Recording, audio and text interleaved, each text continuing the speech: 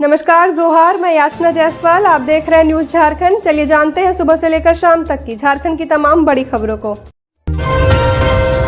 राज्यकर्मियों का गंभीर बीमारियों में 10 लाख तक कैशलेस इलाज।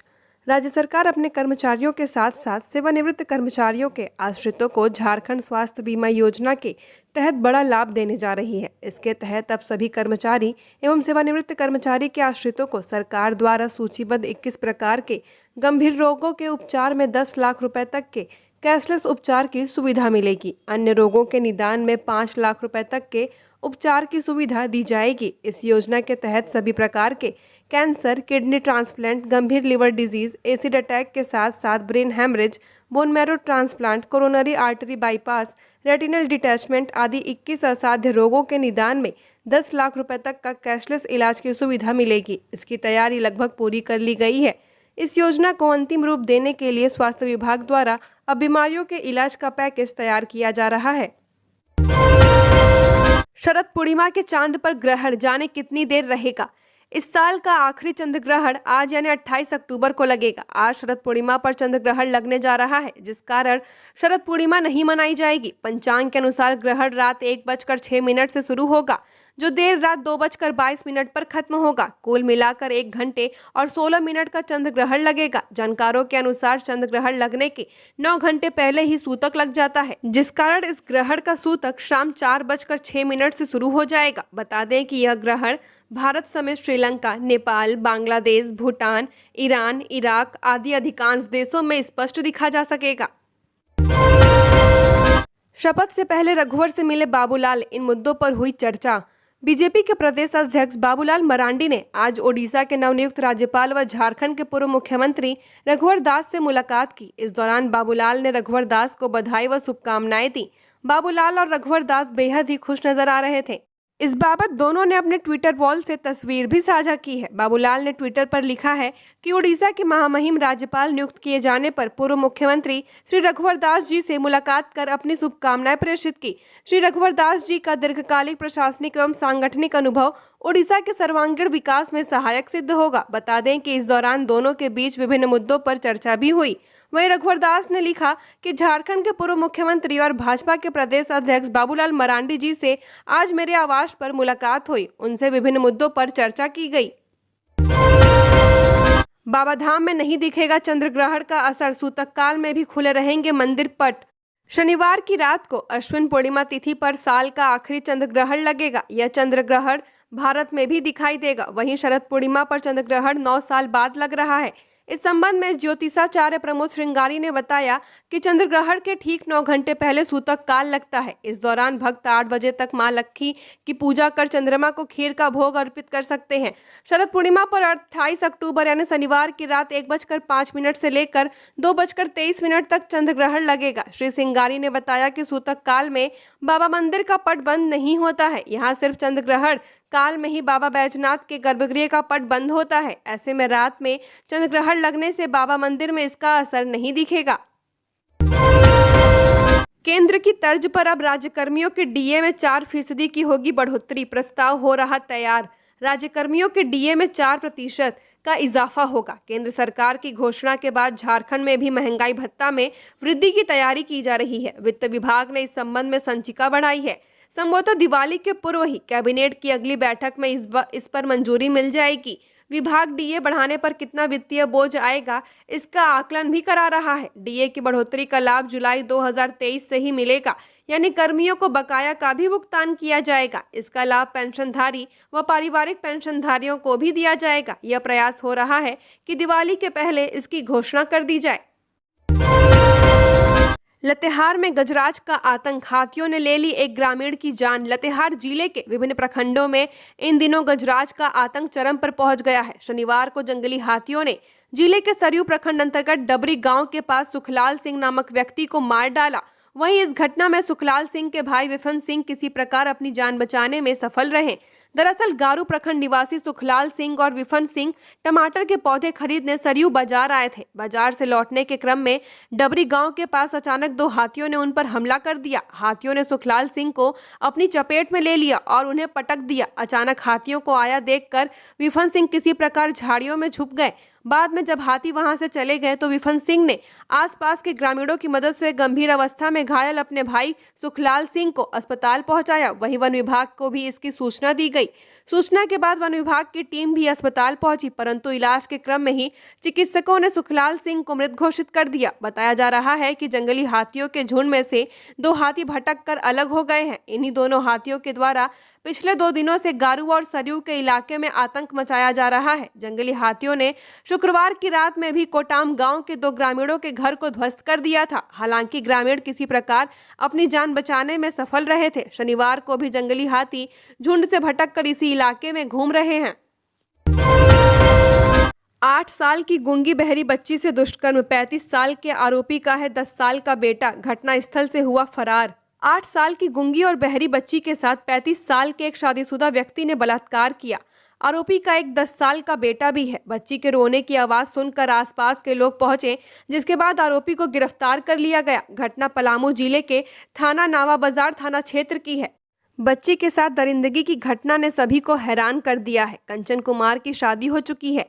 आरोपी पंडवा क्षेत्र का है। नाबालिग बच्ची को गंभीर स्थिति में इलाज के लिए मेदिनी राय मेडिकल कॉलेज में भर्ती कराया गया है। शुक्रवार की शाम बच्ची अपने घर से थोड़ी दूर पर स्थित सदाबहार नदी की ओर गई थी। इसी दौरान पंडवा मोड़ का रहने वाला कंचन वहां पहुंचा, सुनसान इलाके में बच्ची को ले गया और उसके साथ जघन्य अपराध को अंजाम दिया। 31 अक्टूबर के बाद राज्य में छाए रहेंगे बादल, बारिश की संभावना नहीं, लेकिन बढ़ेगी ठंड। राज्य में आने वाले कुछ दिनों में ठंड बढ़ने की संभावना है। विशेषकर सुबह और शाम के समय लोगों को कोहरा और ठंड का सामना करना पड़ेगा। मौसम विज्ञान केंद्र की माने तो आने वाले कुछ दिनों के दौरान आसमान साफ रहेगा। हालांकि नवंबर के शुरुआती दिनों में कुछ जिलों में बादल छाए रह सकते हैं, लेकिन इस दौरान बारिश की संभावना नहीं है। मौसम विज्ञान केंद्र की माने तो 31 अक्टूबर, 1 और 2 नवंबर को राज्य के कुछ हिस्सों में बादल छाए रहेंगे, जिससे ठंड बढ़ेगी। हालांकि कुछ हिस्सों में दिन में धूप भी दिखेगी, जिससे मौसम शुष्क रहेगा। तापमान की बात करें तो आने वाले 5 दिनों के दौरान अधिकतम और न्यूनतम तापमान में कोई बड़े बदलाव की संभावना नहीं है, लेकिन 2 नवंबर के बाद से तापमान में गिरावट दर्ज की जाएगी। विशेषकर सुबह और रात के समय, जहां न्यूनतम तापमान में 4 डिग्री तक की गिरावट होने की संभावना जाहिर की गई है। झारखंड महिला एशियन चैंपियंस ट्रॉफी आज दूसरा दिन। आज होंगे 3 मैच। भारत के हौसले बुलंद, मलेशिया के साथ करेगी मुकाबला। शुक्रवार राजधानी रांची के मोहराबादी स्थित मरांग गोम के जयपाल सिंह मुंडा एस्ट्रोटर्फ स्टेडियम में शुरू हुए झारखंड महिला एशियन चैंपियंस ट्रॉफी का आज दूसरा दिन है। आज 3 मैच होंगे। चैंपियंस ट्रॉफी में जिस तरह से भारत ने शानदार आगाज किया है, उसके बाद से टीम के हौसले बुलंद हैं। आज भारतीय टीम मलेशिया की टीम के साथ मुकाबला करेगी। निर्धारित शेड्यूल के मुताबिक भारत का मलेशिया के साथ रात 8:30 बजे से मैच शुरू होगा। इसके अतिरिक्त 2 और मैच खेले जाएंगे, जिसमें शाम 4 बजे से जापान बनाम कोरिया और शाम 6:15 से थाईलैंड बनाम चीन का मैच खेला जाएगा। इसके बाहर लगे स्क्रीन पर मैच देखना पड़ेगा। स्टेडियम पूरी तरह से भर गया था। प्रबंधन ने बताया है कि खेल प्रेमियों को स्टेडियम से मैच देखने के लिए पहले आना पड़ेगा। मैनेजमेंट का कहना है कि स्टेडियम में दर्शकों के भर जाने पर गेट नंबर 3 एवं 4 से दर्शकों का प्रवेश बंद कर दिया जाएगा। पलामू में नेशनल हाईवे 75 पर ट्रक और कार में टक्कर, 1 की मौत, 2 की हालत गंभीर। जिले के पड़वा थाना क्षेत्र के कजरी में नेशनल हाईवे 75 पर कार और ट्रक के बीच टक्कर हो गई। इसमें एक युवक की मौत हो गई है, जबकि 2 लोग गंभीर रूप से जख्मी हो गए हैं। गंभीर रूप से जख्मी युवक को इलाज के लिए रिम्स रेफर कर दिया गया है। घटना शनिवार अहले सुबह की है। मिली जानकारी के अनुसार हुसैनाबाद के इलाके में सांस्कृतिक कार्यक्रम का आयोजन किया गया था। सभी युवक सांस्कृतिक कार्यक्रम में भाग लेकर वापस डाल्टनगंज लौट रहे थे। इसी क्रम में पड़वा थाना क्षेत्र के कजरी में नेशनल हाईवे 75 पर कार की एक ट्रक से टक्कर हो गई। टक्कर मारने के बाद ट्रक चालक ट्रक लेकर फरार हो गया, जबकि इस घटना में विश्वजीत सिंह, रंजीत शुक्ला और अजय समेत कुछ अन्य लोग गंभीर रूप से जख्मी हो गए। झारखंड में प्याज के दाम बढ़े, अगले 1 महीने तक कीमत में होती रहेगी बढ़ोतरी, जाने कारण। गुरुवार से राजधानी रांची सहित पूरे देश में प्याज की कीमत में बढ़ोतरी देखने को मिली है। शुक्रवार को राजधानी के मंडी की बात करें तो प्याज की कीमत 45 से 50 रुपए प्रति किलोग्राम रही। व्यापारियों ने बताया कि झारखंड में महाराष्ट्र और मध्य प्रदेश से प्याज आता है, वहां के बाजार में ही प्याज की कीमत ज्यादा देखने को मिल रही है।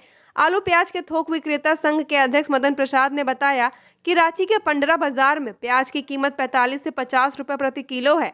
उन्होंने बताया कि महाराष्ट्र और मध्य प्रदेश के बाजार में ही प्याज की कीमत 55 से 59 रुपया प्रति किलो है, जो शनिवार को रांची के बाजार में पहुंचने के बाद 62 रुपये प्रति किलो तक बेचे जाएंगे, क्योंकि उन दो राज्यों से प्याज झारखंड में आता है। व्यापारियों ने कहा कि अगले 1 महीने तक प्याज की कीमत में खासी बढ़ोतरी दर्ज की जाएगी। पूर्व मंत्री गीताश्री 10 महीने बाद कांग्रेस में करेंगी वापसी, पहले माटी फिर पार्टी कह निकली थी। झारखंड कांग्रेस द्वारा चलाए जा रहे अब लौट चले अभियान के तहत कई पुराने और नए लोगों की कांग्रेस में वापसी हो रही है। इसी के तहत पूर्व शिक्षा मंत्री गीताश्री उरांव भी कांग्रेस में वापसी कर रही हैं। वह इटकी रोड मेजरी कोठी के पास आगमन बैंक्वेट हॉल में कांग्रेस की सदस्यता ग्रहण करेंगी। बता दें कि जनवरी 2023 में पहले माटी फिर पार्टी का नारा देकर कांग्रेस छोड़ने वाली गीताश्री उरांव 10 महीने बाद वापसी कर रही हैं। आज प्रदेश कांग्रेस अध्यक्ष राजेश ठाकुर, प्रदेश प्रभारी अविनाश पांडे और विधायक दल के नेता आलमगीर आलम की मौजूदगी में गीताश्री दोबारा कांग्रेस पार्टी ज्वाइन करेंगी। खबरों में आगे बढ़ने से पहले अगर आपने अभी तक 1,10,000 गिवअवे में पार्टिसिपेट नहीं हुए हैं तो आप जल्द से जल्द इसमें पार्टिसिपेट हो जाएं, क्योंकि अब तक बहुत सारे लोग इसमें पार्टिसिपेट हो चुके हैं। तो आपके पास मौका है इस दिवाली 1,10,000 का कैश रिवॉर्ड जीतने का। तो वीडियो के डिस्क्रिप्शन में लिंक है, जहां पर आप क्लिक करके रजिस्ट्रेशन कर सकते हैं। अगर किन्हीं को रजिस्ट्रेशन में दिक्कत आती है तो दिए गए हेल्पलाइन नंबर पर आप कॉल कर सकते हैं और सहायता प्राप्त कर सकते हैं। तो ये दिवाली खुशियों वाली होने वाली है, तो आप सब तैयार हो जाएं कैश जीतने के लिए। इसमें 53 लकी विनर को प्राइज दिया जाएगा। रिजल्ट की घोषणा 10 नवंबर यानी कि धनतेरस के दिन किया जाएगा।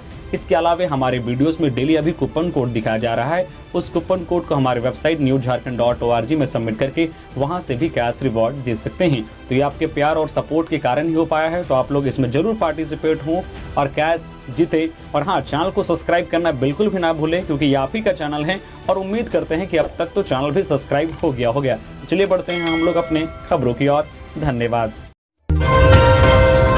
अब रांची के इस बड़े कारोबारी से टीपीसी उग्रवादी के नाम पर मांगी गई 1 करोड़ रंगदारी।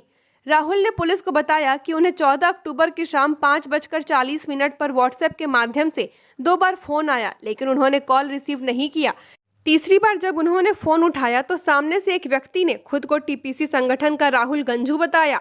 इसके बाद उसने कहा कि मैं आपका पूरा ब्यौरा जानता हूं, आपका ऑफिस कहां है, आपकी गाड़ी किन इलाकों में माल सप्लाई करने जाती है। जब राहुल गुप्ता ने राहुल गंजू से पूछा कि आपने फोन क्यों किया है, तो उसने कहा कि उसको 1 करोड़ रंगदारी चाहिए। जब राहुल गुप्ता ने पूछा कि कहां से बोल रहे हो, तो उसने अपना पता बुड़मू बताया। इसके बाद राहुल गुप्ता ने फोन काट दिया। राहुल गुप्ता को दूसरी बार फिर 16 अक्टूबर को कॉल किया गया था। इसके बाद राहुल ने नंबर ब्लॉक कर दिया।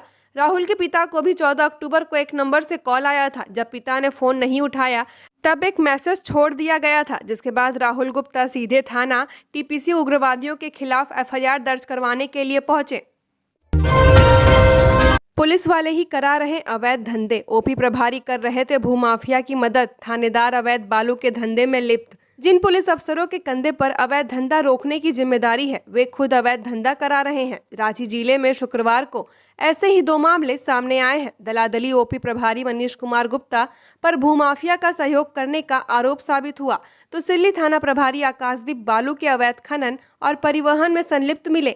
एसएसपी चंदन सिन्हा ने सिल्ली थाना प्रभारी को सस्पेंड कर दिया है। वहीं अपराध अनुसंधान विभाग ने दलादली ओपी प्रभारी पर लगे आरोप सही पाने के बाद सीआईडी के डीजी को उनके खिलाफ अनुशासनात्मक कार्रवाई करने की अनुशंसा की है। गौरतलब है कि रांची में सबसे ज्यादा अपराध जमीन से जुड़े मामले में ही होते हैं। वहीं बालू का अवैध खनन भी बड़े पैमाने पर होता है। ऐसे में सवाल उठने लगे हैं कि जब पुलिस अधिकारी ही बालू और जमीन के अवैध कारोबार में संलिप्त होंगे तो आखिर भ्रष्टाचार पर रोक कैसे लगेगी।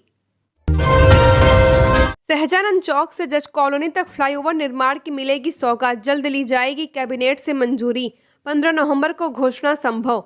जज कॉलोनी एसीबी ऑफिस के सामने से न्यू मार्केट चौक होते हुए गौशाला, शनि मंदिर, गाड़ी खाना, किशोरगंज चौक, भारत माता चौक से सहजानंद चौक तक फ्लाईओवर का निर्माण का रास्ता लगभग साफ हो गया है। राज्य सरकार 15 नवंबर को झारखंड स्थापना दिवस के मौके पर इसके निर्माण की सौगात देने की तैयारी कर रही है। पथ निर्माण विभाग जल्द ही स्वीकृति की सारी प्रक्रिया पूरी कर इस योजना की मंजूरी कैबिनेट से दिलाएगा। मुख्यमंत्री हेमंत सोरेन मोरहाबादी मैदान में आयोजित समारोह में इसके निर्माण होने की घोषणा कर सकते हैं। पथ निर्माण विभाग के अधिकारियों के मुताबिक इस योजना की स्वीकृति पहले ही मुख्यमंत्री से मिल चुकी है। ऐसे में जल्द ही कैबिनेट से भी इस संबंध में आवश्यक स्वीकृति ली जाएगी। देवघर में बैंक व फूड डिलीवरी कंपनी के ऐप से ग्राहकों का अकाउंट लॉगिन कर ठगी, 2 गिरफ्तार।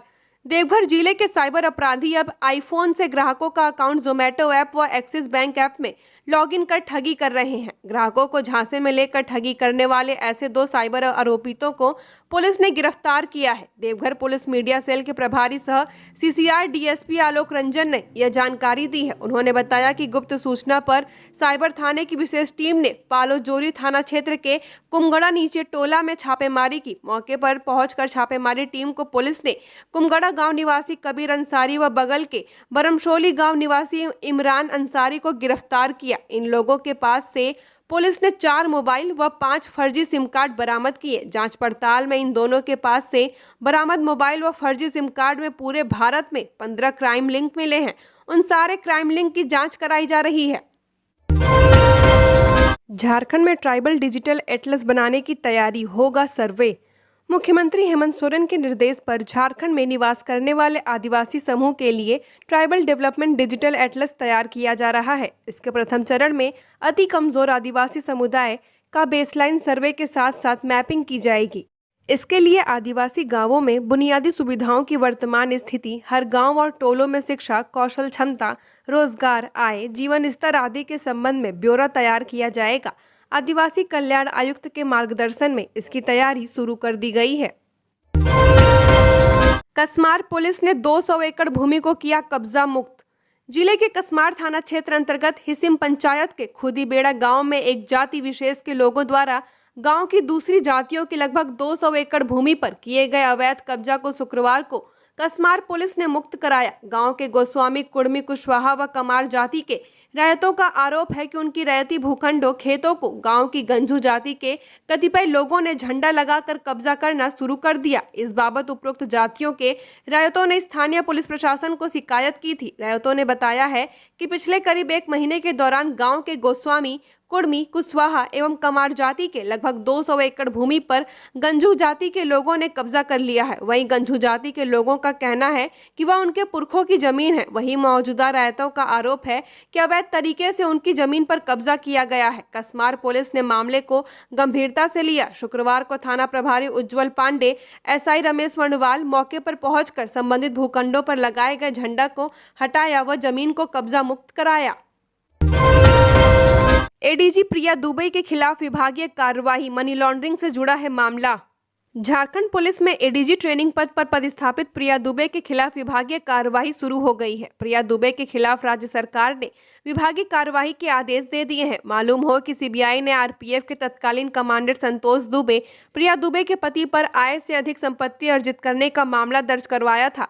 इस मामले में जांच के बाद सीबीआई ने राज्य सरकार को पत्र लिखा था, जिसमें सीबीआई ने प्रिया दुबे के खिलाफ विभागीय कार्रवाई की मांग की थी, मगर राज्य सरकार ने प्रिया दुबे के खिलाफ विभागीय कार्रवाई शुरू नहीं की। प्रिया दुबे पर विभागीय कार्रवाई को लेकर केंद्रीय गृह मंत्रालय ने राज्य सरकार को पत्र लिखा था, जिसके बाद अब उन पर विभागीय कार्रवाई शुरू कर दी गई है। मगर प्रिया दुबे के खिलाफ विभागीय कार्रवाई का संचालन कौन करेगा, इसे लेकर अब तक कुछ भी तय नहीं किया गया है। स्मार्ट मीटर से बिल में वृद्धि और थर्ड पार्टी जांच नहीं होने के खिलाफ जन आंदोलन की तैयारी। विद्युत उपभोक्ता मंच की ओर से कल मानव श्रृंखला। विद्युत उपभोक्ता मंच की ओर से स्मार्ट मीटर के खिलाफ आने वाले दिनों में आंदोलन तेज की जाएगी। मंच की ओर से विरोध की रणनीतियां तैयार की जा रही हैं, जिसके लिए लगातार बैठकें और जन सुनवाई जारी है। आंदोलन की शुरुआत करते हुए 29 अक्टूबर को फिराया लाल चौक पर मानव श्रृंखला बनाकर विरोध प्रदर्शन करने की तैयारी की गई है, जहां मुख्य रूप से स्मार्ट मीटर से अधिक बिलिंग करने, थर्ड पार्टी जांच नहीं होने आदि का विरोध किया जाएगा। बीआईटी मेसरा में स्थापित होगी 5G यूज केस लैब, संचार प्रणाली को मिलेगी मजबूती। बीआईटी मेसरा में अगले 1.5 माह में 5G यूज केस लैब की स्थापना होगी। लैब का डमी मॉडल स्थापित हो गया है। लैब की स्थापना दूरसंचार विभाग कर रहा है। इसकी घोषणा शुक्रवार को प्रधानमंत्री नरेंद्र मोदी ने इंडिया मोबाइल कांग्रेस 2023 के उद्घाटन सत्र में की। इसके लिए देश भर में 5G यूज केस लैब की स्थापना को लेकर 100 तकनीकी संस्थानों का चयन किया गया है। इसका उद्देश्य दूरसंचार के लिए 5G को मजबूती देना है, साथ ही संभावनाओं के लिए 5G को तकनीकी रूप से दक्ष और अनुसंधान के लिए रिसर्चर को प्रेरित करना है। मुख्य आयोजन में बीआईटी मेसरा के ईसीई विभाग के डॉक्टर संजय कुमार शामिल हुए।